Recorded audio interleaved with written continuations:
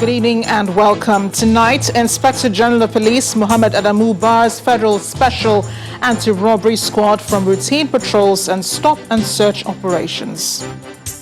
Delta State Police Command deny allegation alleged extrajudicial killing in Muheli, says viral video involving federal SARS officers is false.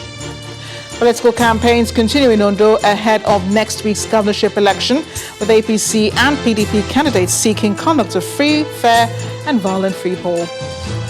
And U.S. doctor says President Donald Trump may be discharged on Monday, although he's still on COVID-19 steroids. Plus sports stories tonight.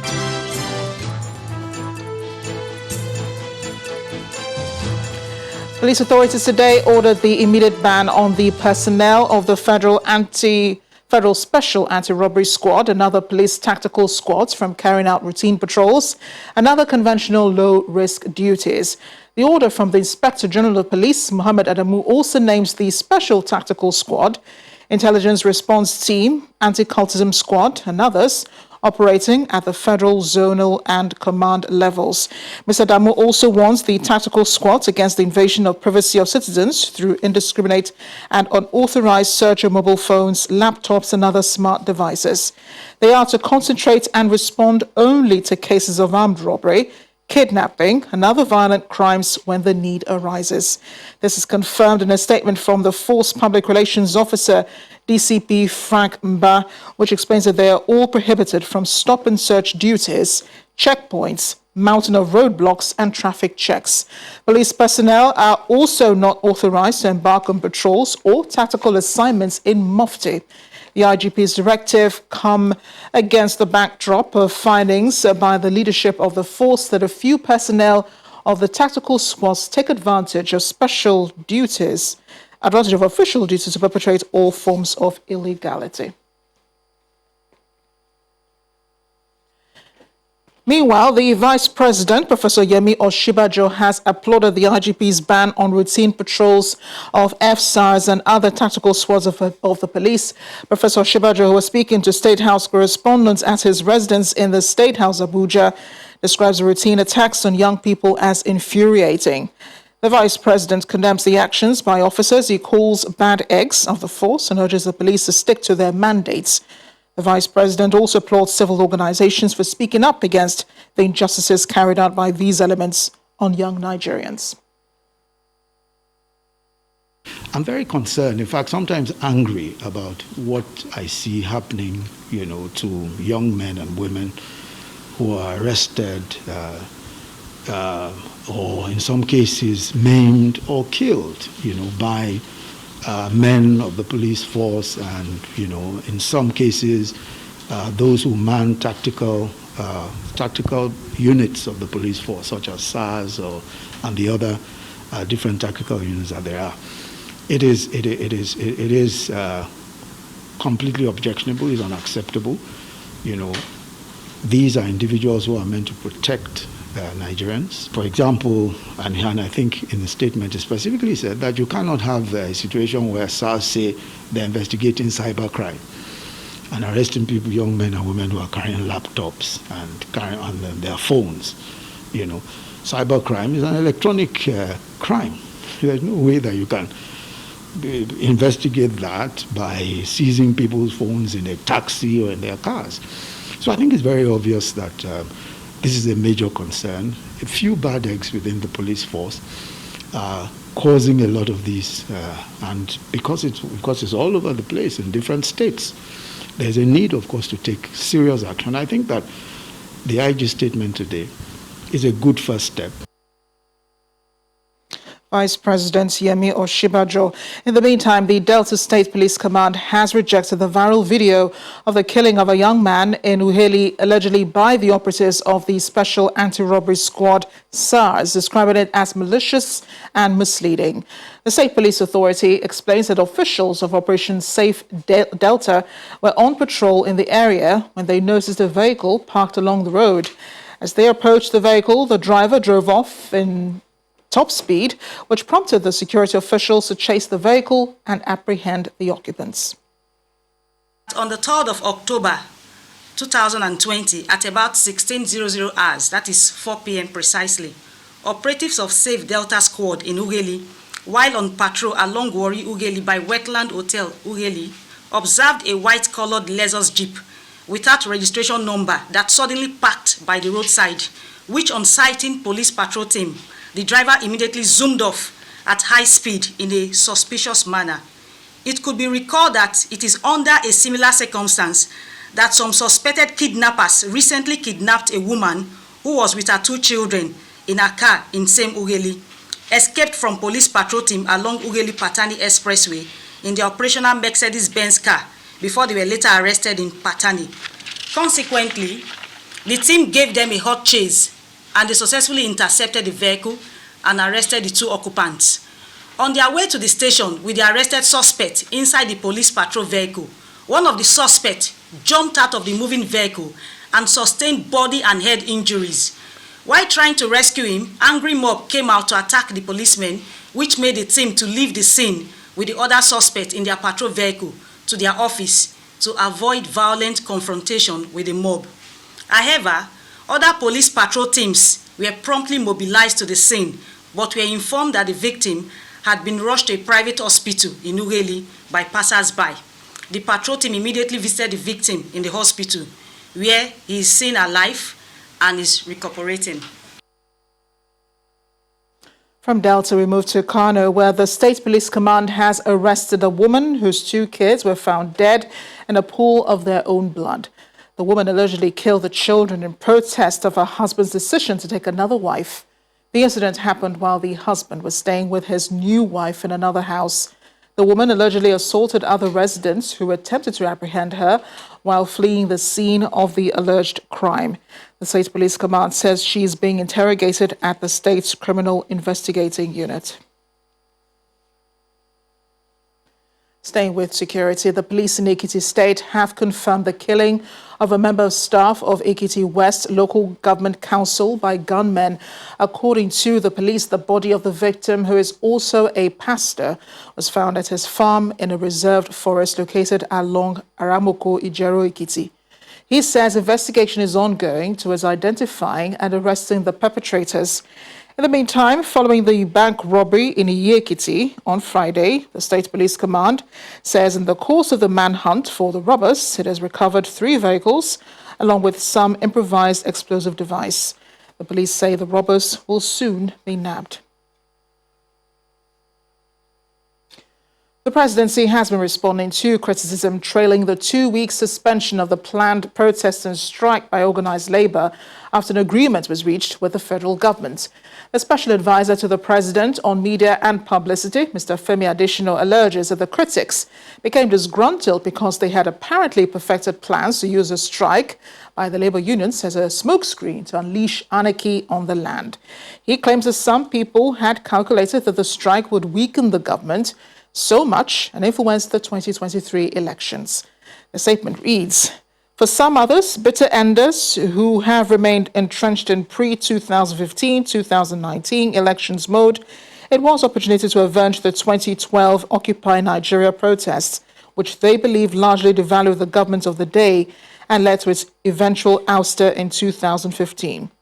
He, however, commended the organized labor unions for putting the country first by suspending the action while urging Nigerians to beware of those he claimed are sponsoring and encouraging discord and anarchy, either for selfish ends or as revenge for perceived injuries." Politics now. Oyo State Governor Seyi Makinde and the candidate of the PDP in Ondo's governorship election, Mr. Eyitayo Jegede, have condemned what they call the incessant attacks on supporters of the PDP in Ondo State. They made the comments at the state headquarters of the Ondo State Police Command in Akure, where they went to lodge a complaint on the violent attacks on their supporters. They were also accompanied by the former governor of Anambra State, Mr. Peter Obi, the senator representing Ekiti South, Abiodun Olujimi, and some leaders of the PDP in Ondo State. After a closed-door meeting with the police, the PDP governorship candidate in the state, Mr. Eyitayo Jegede, said he has reported the cases of attacks to the appropriate security agencies with a promise that it will not cause any setback to his political aspiration. APC thugs have gone around the town brandishing weapons. I've called the Commissioner of Police, I've called the Director of SSS, I've called the security chiefs about what our people are facing. I understand they have shot some people in Akure. That's not going to deter us. And you know, they're so economical with the truth. They'll go around and inflict violence and people come out and accuse others. They go around and burn their own vehicles. They go around and pull their own posters down and accuse us of doing the same thing. But we are beyond them. While they are going low, we are going high. Meanwhile, the governor, Makinde, who is the chairman of the PDP Governorship Campaign Council, on his part says such attack will no longer be tolerated. It started from yesterday night and also up until this morning. So we came here to deliberate with the AIG and the CP to let them know that first, they've tried this type of thing somewhere else. They tried it in Kogi. Days leading to the election, I was there. They had, violence, people being intimidated.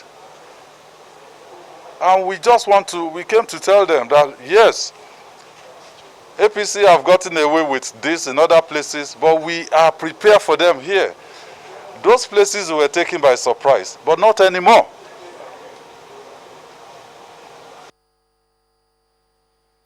In another development, Governor Rotimi Akeredolu believes that only industrialization can grow the economy of the state if indeed it wants to move from a civil service economy. The governor made the comments while speaking during an interactive session with youth in the state. Youth across Ondo State converging in this hall in Akure, the state capital. Of the good people of Ondo Kingdom. They are here on the invitation of the Ondo State Entrepreneurial Agency for an interactive session between the youth and Governor Rotimi Akeredolu. Some of us are just hearing it. According to the organizers, the essence of the meeting is to challenge the youth to begin to take advantage of the industrialization efforts of the state government. What the agency is preparing is that by the time those ships comes with containers, they will leave with a full load of containers. Can I get a round of applause? You do not understand. They will be leaving these states with goods that are made in Ondo State. And let us begin to prepare ourselves for what is coming ahead of us. The industrialization plan for Ondo State includes the establishment of the Ondo State port and upgrade of the Akure airport to an international cargo airport. All of us now must try to have a different orientation. And that orientation should be geared towards entrepreneurship. Because the port will give you a lot of opportunities. A lot. You will know how to package or give what they call value added. Add value to whatever product you have from Agric or from anywhere. Some you will export. We are particular about our port. But let me assure you of something here today. We are particular about making Akure Airport an international cargo airport. Answering questions from the youth, he lists other industrialization strategies to include the Ondo Medical Hub. Is I want to turn Ondo Kingdom to our own medical hub. Big medical hub.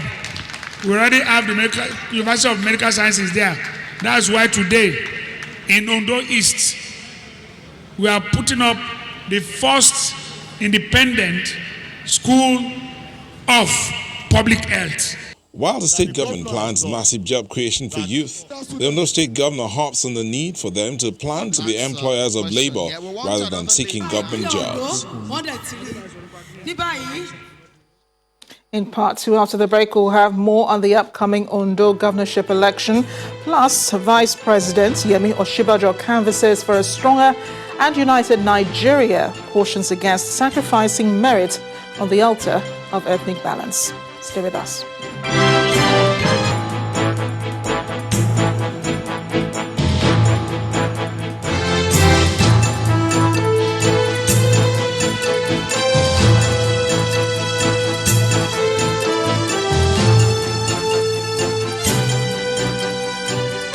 Welcome back. If it has joined us to watch the news at 10, coming to you live on Channels Television Lagos, a reminder of our top stories. Inspector General of Police Mohammed Adamu bars Federal Special Anti-Robbery Squad from routine patrols and stop and search operations. Delta State Police Command deny alleged extrajudicial killing in Uheli, says viral video involving federal SARS officers is false. Political campaigns continue in Ondo ahead of next week's governorship election, with the APC and PDP candidates seeking conduct of free, fair and violent-free poll. And US doctors say President Donald Trump may be discharged on Monday, although he's still on COVID-19 steroids.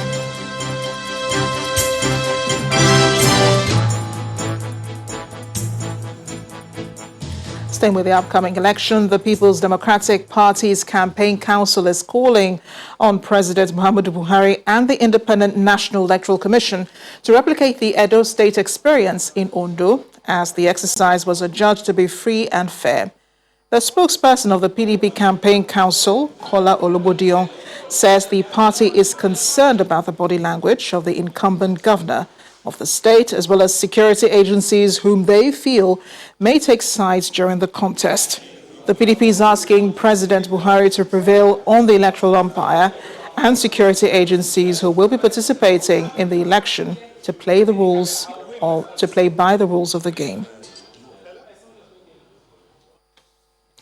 The Vice President, Professor Yemi Osinbajo, says merit should not be sacrificed on the altar of ethnic balance in quest for a strong and united country. The Vice President made this assertion at a webinar organized by the Nigeria Leadership Initiative, NLI, a brainchild of former Minister of Industry, Trade and Investments, Dr. Olusegun Aganga, to mark Nigeria's 60th independence anniversary. The consensus of speakers and participants at the forum is that sustainable economic growth and development cannot be achieved unless the country builds a strong national value system and develops patriotic Nigerians who live these values.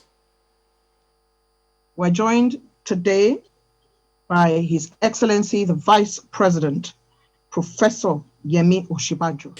The webinar is the first in the series designed by the Nigeria Leadership Initiative to spark conversation about values and to explore solutions that would inspire actions towards rebuilding the country's national value system.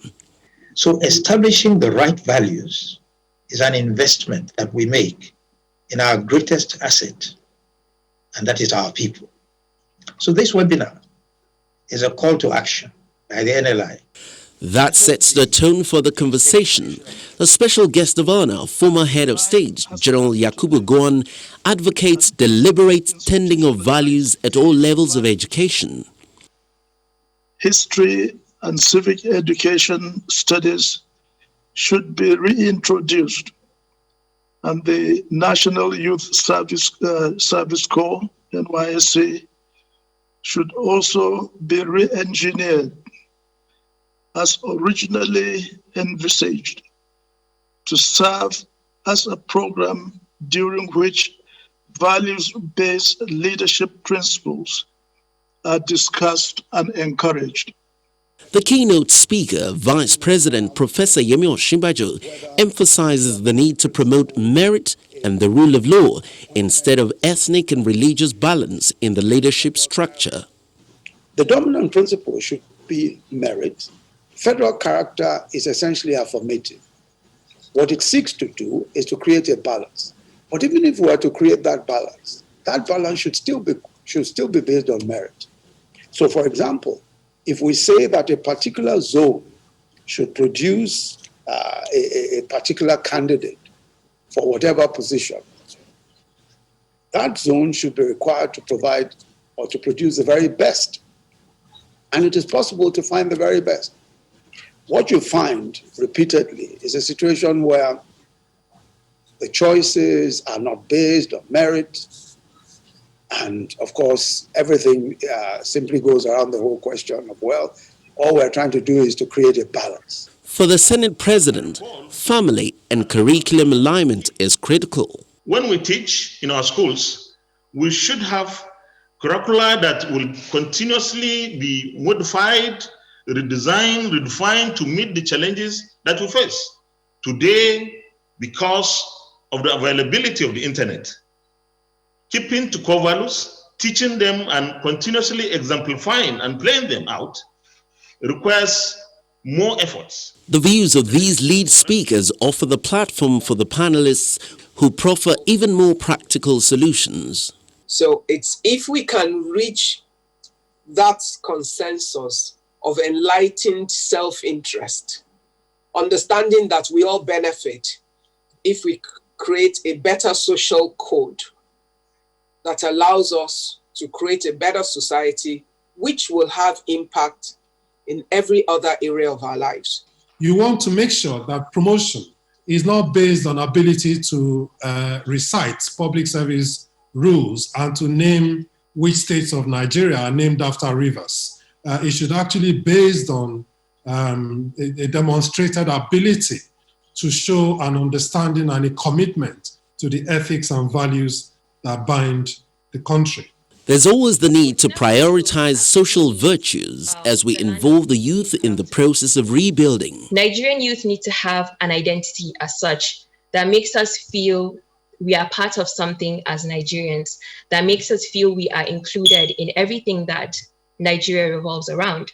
In every political culture, in every country all over the world, you have the good and the bad. What we need to do is to emphasize and promote the good and de-emphasize, and also, if it is possible where we can, minimize the bad. The thoughts garnered in this webinar is inexhaustible, coming in the wake of the launch of the National Ethics and Integrity Policy. It may further challenge relevant agencies to take the implementation of the policy seriously. The Nigerian Leadership Initiative, NLI, is an international, non-partisan organization with a membership of over 400 highly accomplished Nigerians at home and in the diaspora. Since 2006, NLI has been playing a significant role in helping to transform the country, promoting an understanding and appreciation of its foundational values, while also highlighting the importance of value-based leadership and followership.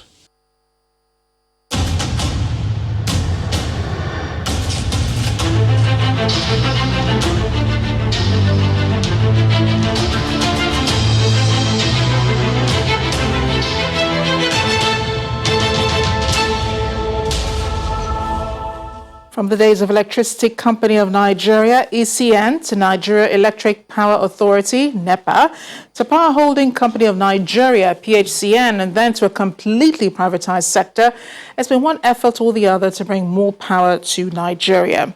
The progress has brought one form of growth, albeit still inadequate to the requirements of the country. As we celebrate Nigeria at 60, our energy correspondent, Olu Phillips, examines the state of the energy sector.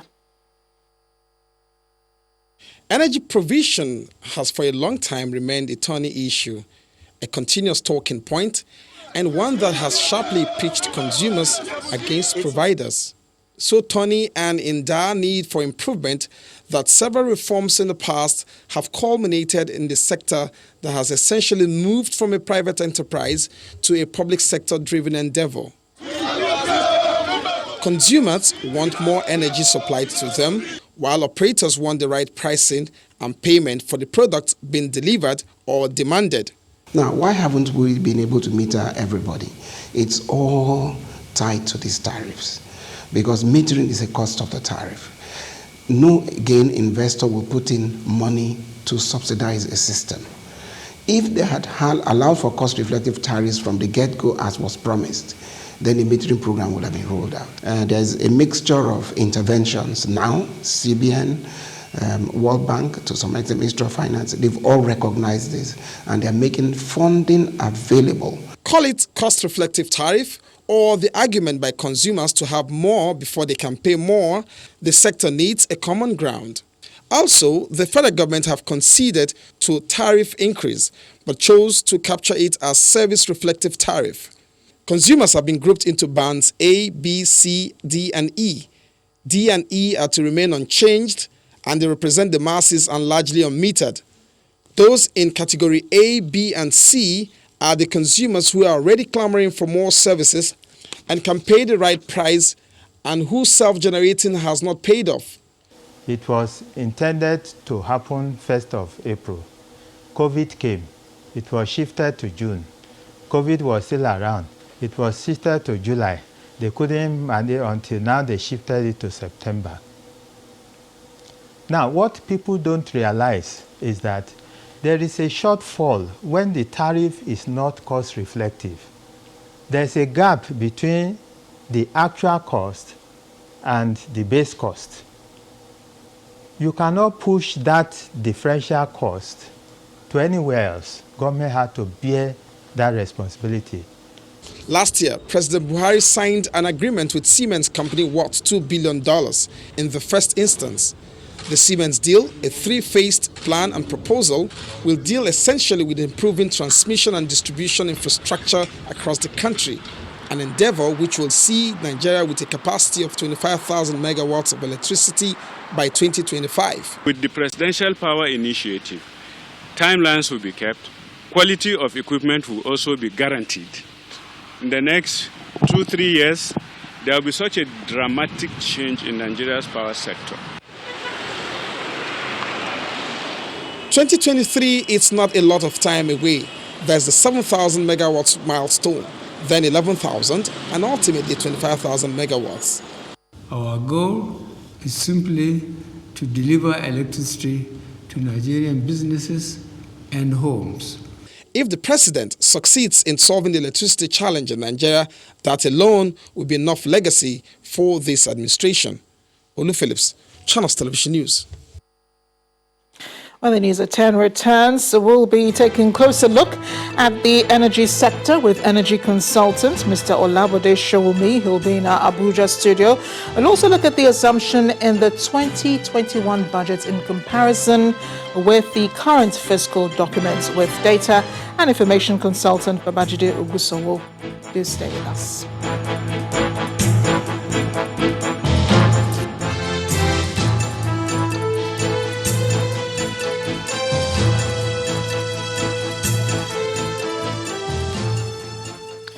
Welcome back. We'll continue our conversation now into the country's energy sector. Being joined on the news at 10 by energy consultant Olabode Showumi. He's in our Abuja studio. Mr. Showumi, thank you for joining us on the news at 10.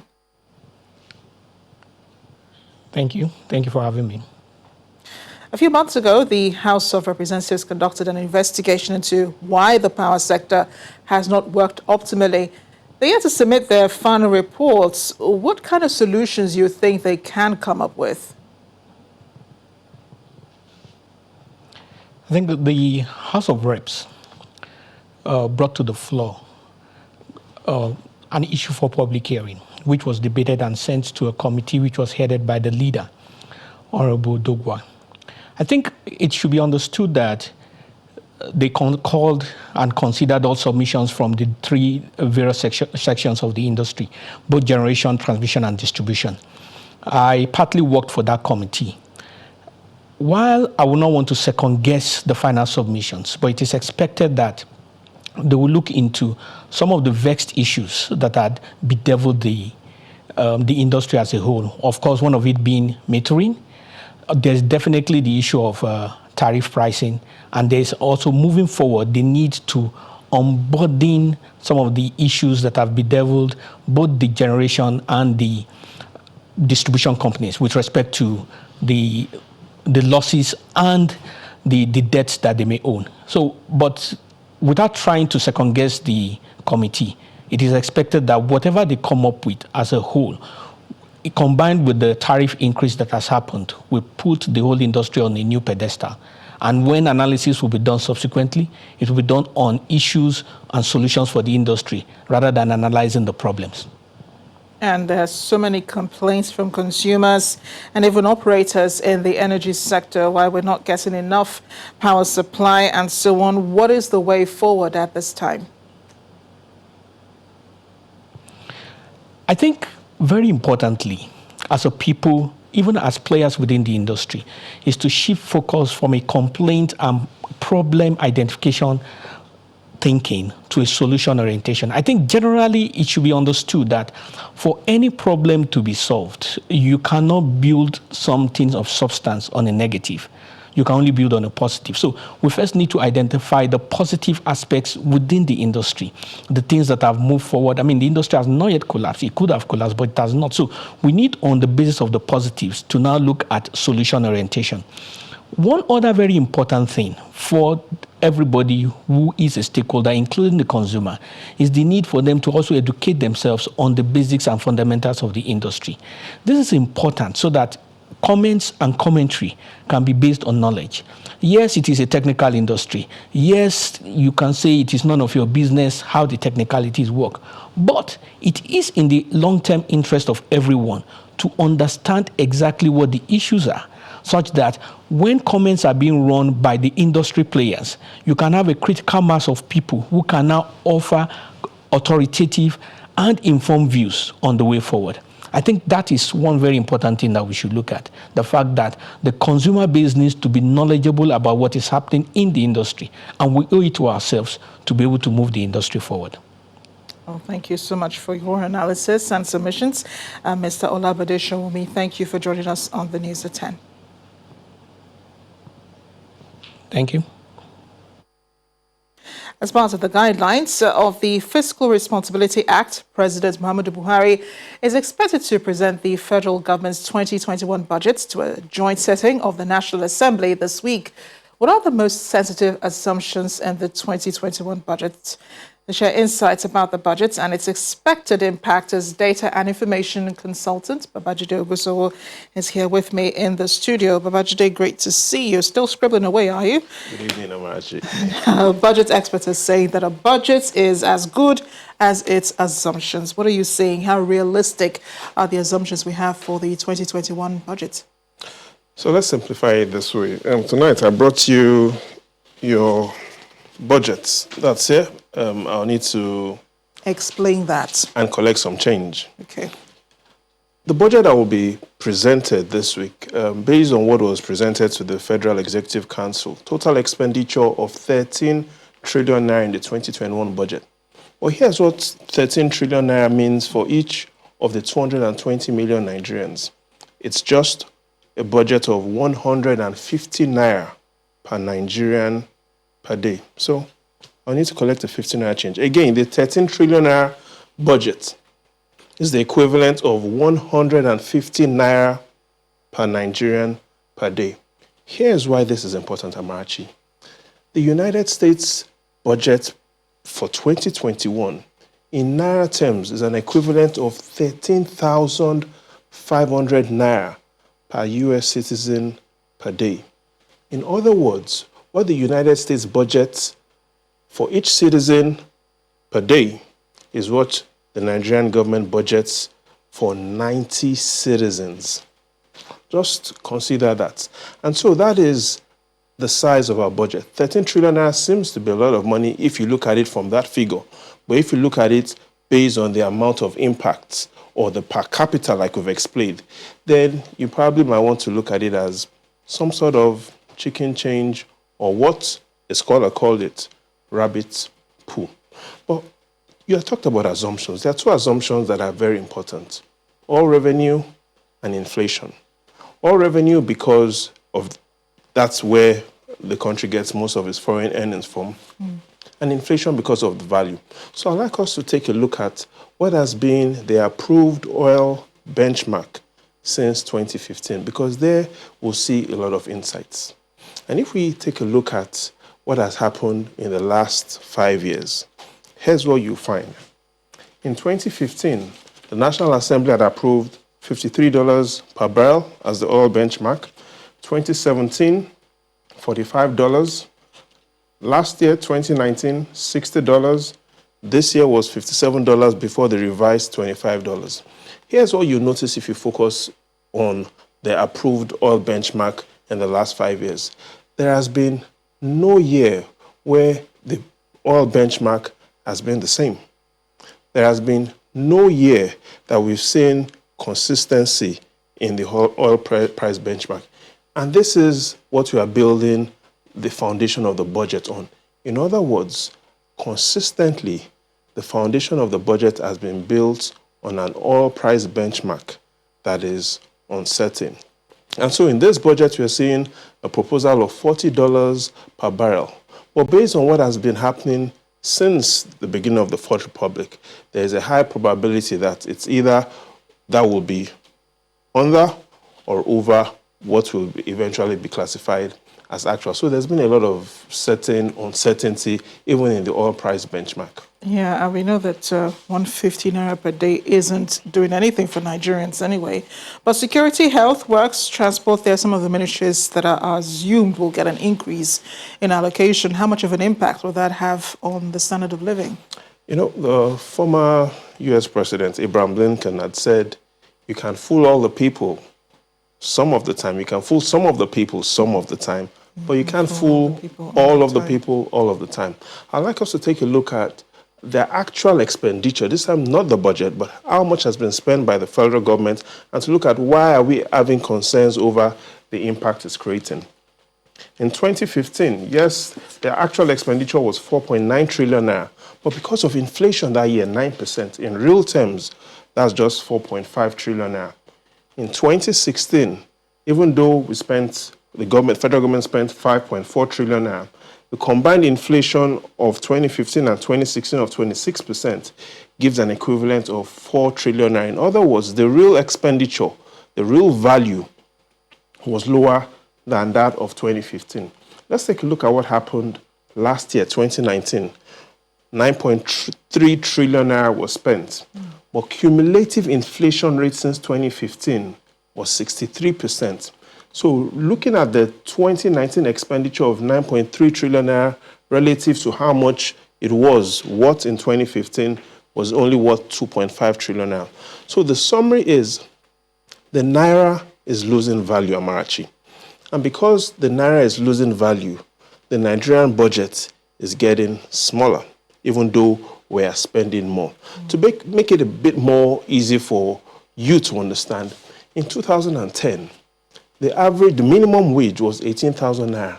But much if you take 18,000 naira to the black market, you will get $120 in 2010. Today, in naira terms, the minimum wage is 30,000 naira. But if you take your 30,000 naira to that aboki, you will only get $65. So 18,000 naira minimum wage in 2010 gave you $120. Today, a 30,000 naira minimum wage gives you $65. So that is the same challenge we're having with the budget. The budget is going higher, but inflation rate is reducing the value of the spending, and so families are really not getting a lot of value. So the focus is we need to have a higher budget. We shouldn't be talking about a 13 trillion naira budget based on global standards.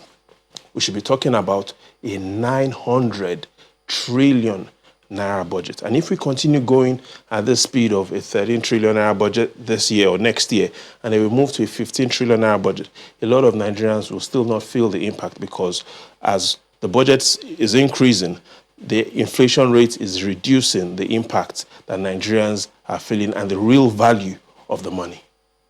Well, I don't know how Nigerians feel about that tonight. Babajide, thank you again for being here. Sometimes you bring us good news, sometimes you bring us bad news. I don't have any change on me, so. For the day. Thanks again. Right. Governor Nyesom Wike of Rivers State has promised to construct the Rumodogo Road in Emohua local government area of the state as part of his plans to open up the area for more development. The governor, who made the statement when he visited the community to inspect the state of the 19-kilometer road linking two communities, says the people of the area have supported the government and it is only fair to reciprocate their kind disposition. He also went in company of some leaders in the state. I was told that this road has never been constructed, that this road is in their need to be put to use. So I told them to go, that I'll come and inspect the road today. Thank you. But I didn't know that they would go and invite all of you to come. But be it as it may, this road, we will start work on this road.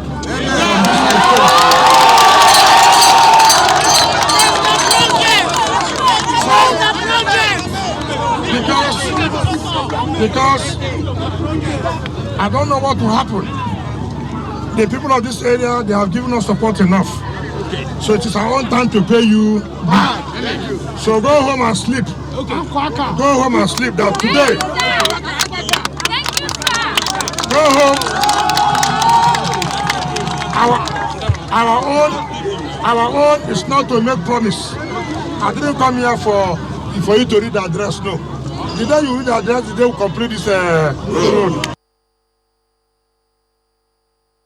A new intervention program is coming on board in Delta State with about 70% of the project focusing on agriculture. The state government says the initiative will inherit the structure of the Delta State Employment and Expenditure for Results, C4.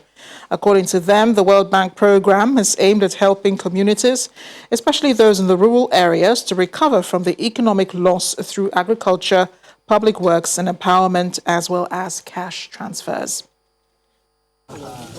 Agriculture is the engine that stimulates economic growth in any developing nation.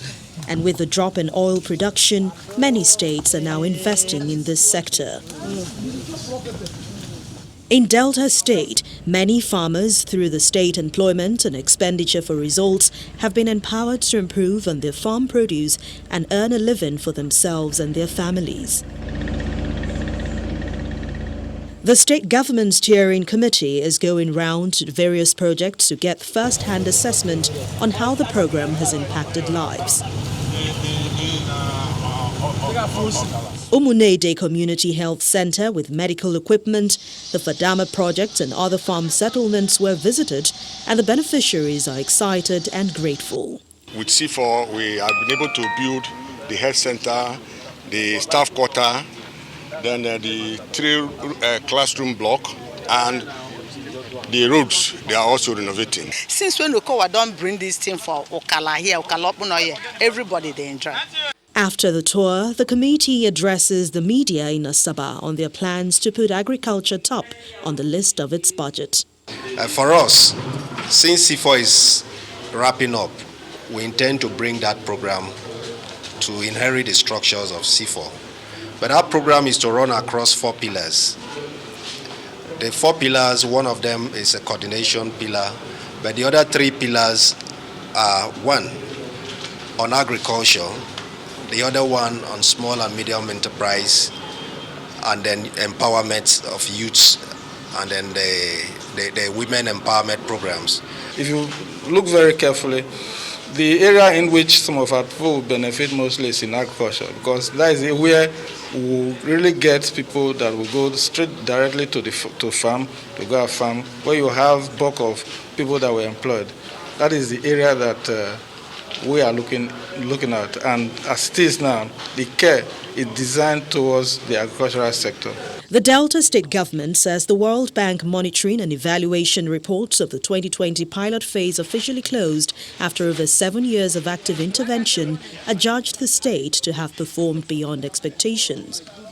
Record shows that the total allocation to Delta State's C4 project was $58.8 million, which was complemented with an annual contribution by the state government. The Holy Cross Cathedral, Lagos, is admonishing its members to adjust their consumption patterns, build green environments, conserve water energy, and indeed invest in renewable energy. A special message follows the footprints of Pope Francis, who has made environmental protection a feature of his papacy, passing the divine mandate for Catholics to preach the gospel, act and save creation. Our correspondent, Dari Idowu, reports. It's a special Sunday here at the Holy Cross Cathedral. It is the season of creation, and everything around it points to the day's theme. The dominant color is also to drive home the point, the greener, the better. But first, prayers for the vineyard. Let us pray to the Lord, brothers and sisters, the Lord of the vineyard. In praise, they raise prophetic voices, and all is about saving the planet Earth. The Catholic Archbishop of the Metropolitan See of Lagos delivers the message, and it's crystal clear. The earth is entrusted to mankind for use, and the care is a moral and divine mission to be undertaken by everyone, young and old. God is the landowner, the owner of the vineyard, and each of us is a tenant to whom he entrusted different portions of the vineyard. Many things we have been asked to do. For instance, to avoid the use of plastic materials, plastic bottles, nylon bags, and so on and so forth. And if by any chance that proves difficult, ensure that you do not use and throw away. Use and reuse and reuse. After the Mass, the congregants and the church leadership proceed for a symbolic tree planting exercise. The Holy Father, our Holy Father, Pope Francis, decided to call attention to one of the teachings that have always been there, but there has not been adequate attention to it. So 5 years ago, he gave us the document Laudato Si, which was to call attention of everybody and then to call everybody to action, one way or the other, in order to ensure that we are able to preserve the earth, conserve it, and keep it healthy for generations to come. Care for creation is a gospel. There's a theology around it. You cannot love God without loving your neighbor and loving creation which he created. So everything is interconnected. Love of God, love of neighbor, and love of creation. So that's why we are now championing this cause very seriously, because the Pope did this encyclical on the environment 5 years ago. It's more or less adopted by the United Nations. Why? Because they realize the groundswell of religious followership, and they know that more faith-based organizations that come on board to do this thing, they will achieve their goals faster than they have done in the last few years. The church also reached out to the elderly and the needy in seeking to address what the Pope calls the cry of the earth and the cry of the poor. Dari Idu, Channels Television News. There are now more than 34.4 million coronavirus cases in the world, while the death toll has exceeded 1.02 million. The United States, India and Brazil remain the most affected countries, leading the world in both confirmed cases and deaths. Brazil has the world's second highest COVID-19 death toll after the United States, and the third largest outbreak behind the United States and India. Here's a global update.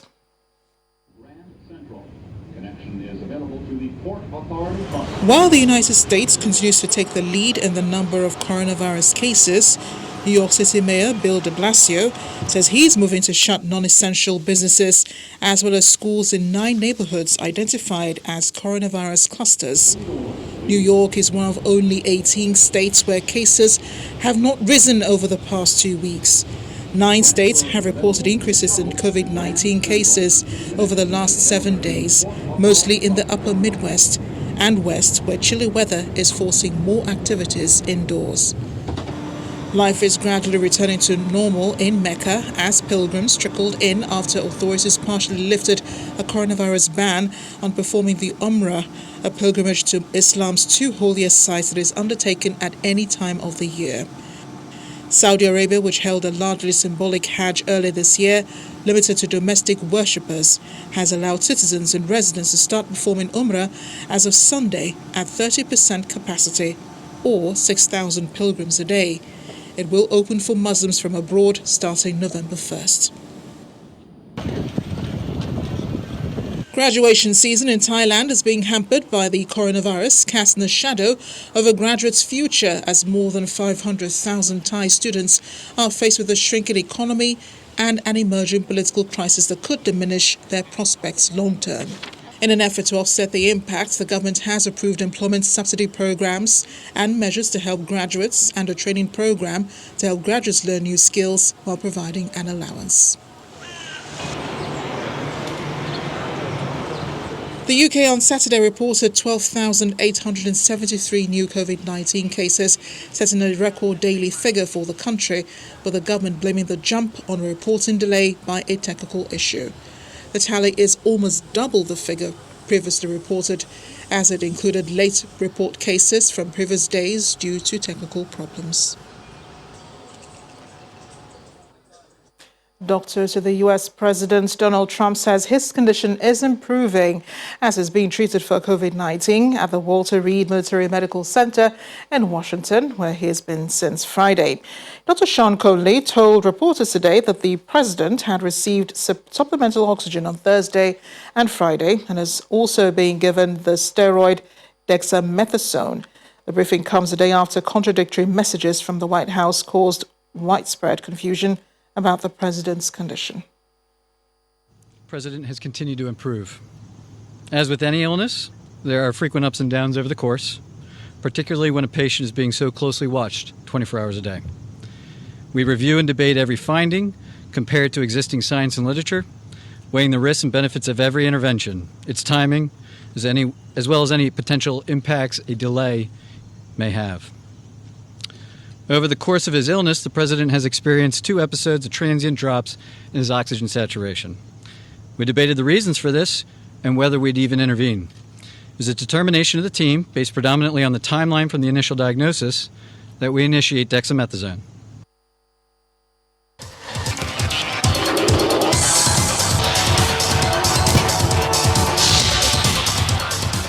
Sports now. Ollie Watkins scored a first-half hat-trick as Aston Villa managed their perfect start to the English Premier League season with a sensational 7-2 humiliation of champions Liverpool. The Merseysiders were hoping to join neighbours Everton at the summit with 4 wins from 4 heading into the international break, but were left stunned and demoralised as Dean Smith's side tore their defence to shreds with a remarkable performance. Before the game, Jose Mourinho returned to Manchester United and humiliated his old club as Tottenham came from behind to score a famous Old Trafford win earlier this evening.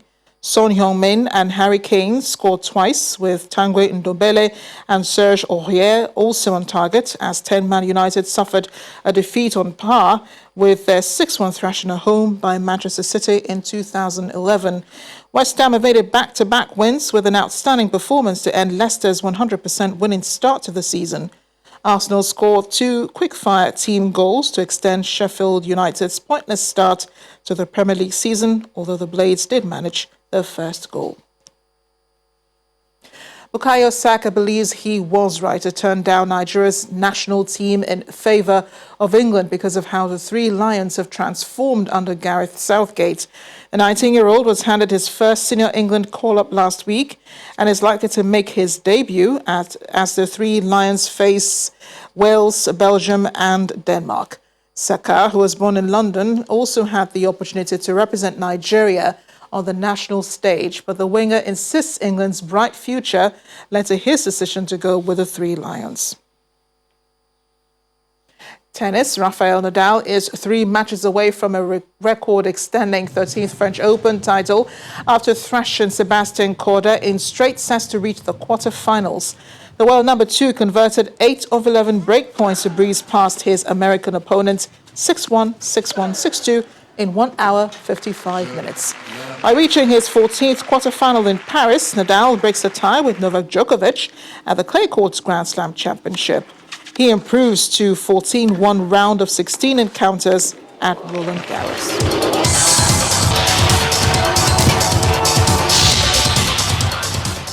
And the main news again. The Inspector General of Police, Muhammad Adamu, has barred Federal Special Anti-Robbery Squad FSARs from routine patrols and stop-and-search operations following alleged extrajudicial killing and illicit operations.